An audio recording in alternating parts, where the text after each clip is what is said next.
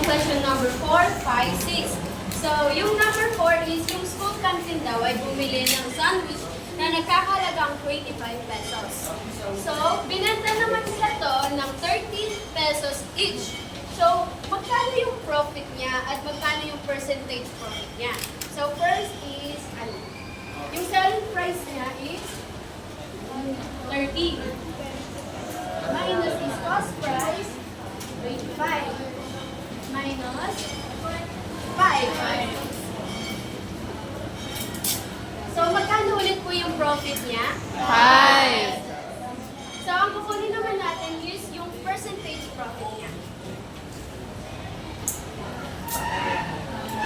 Una natin ay yung profit.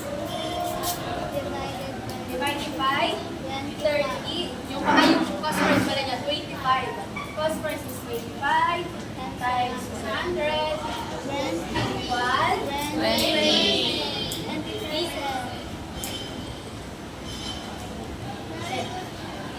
Tama po ba? Pacheck na lang po sa akin. At yung number 5 naman ay si Miguel ay bumili ng lumang cellphone na halagang 2,500 at pinagawa niya to sa halagang 500. Binenta naman niya to sa halagang 2,800. So, magkano yung total cost niya at magkano yung ano yung profit niya or loss? At magkano yung percentage niya, profit ba or loss? So,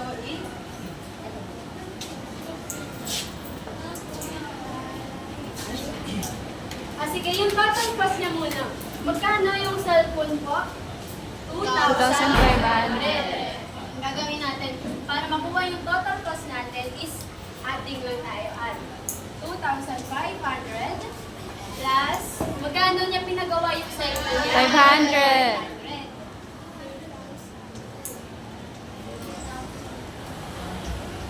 500. Magkano po? 3,000. So, pangalawa naman is yung selling price niya. Magkano niya binenta? 2,800. So, paki-compute po kung lugi po ba siya or may profit? Lugi siya. Okay. So, paano natin makukuha yung profit loss, yung lugi niya? Okay. 2,000. Una is, muna tayo? 2,800 kung magkano niya binenta. Tapos, ima-minus natin yung total cost niya kung magkano lahat ng binayaran niya or expenses. Magkano po? 3,000. Okay. Then, equal 200. Negative 200. So, may lugi siya ng 200. Para makuha natin is yung percentage of loss niya is katulad pa rin ng ginawa ni Arrogante. Loss, 200 divided by 3,000 times 100. Magkano po? 6.67. Yan loss, may negative siya, negative 200. Negative 200 talaga siya. Technically, lugi siya.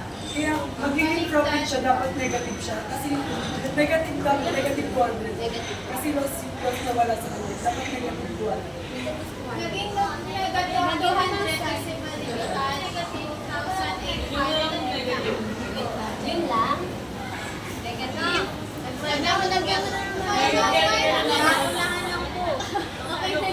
Basta negative 200 siya. May lugi siya ng 200. So, maganda yung percentage of loss niya? 6.67.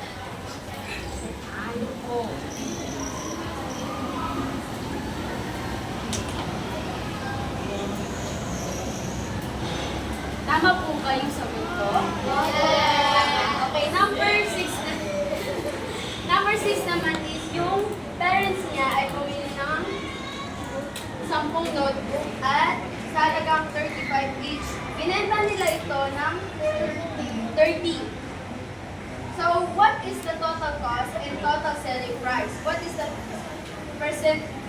What is the total loss and percentage loss?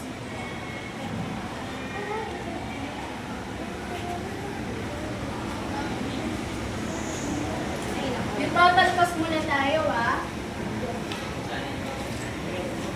10 notebook times 39 equal 350. very good, arugante. Total selling naman tayo. 10 times, magkano niya binenta? 30. Equal 300. So, ano to? May profit ba siya or may lugi? Loss. Very good, children. Okay, para makuha natin yung loss, is 350 minus 300. 300. Magkano yung lugi niya? 50.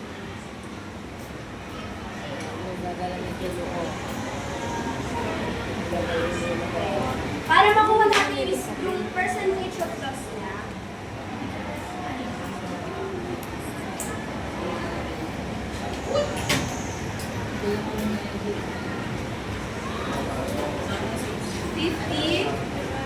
divided by 350 times equal, ano po sagot? 14.5.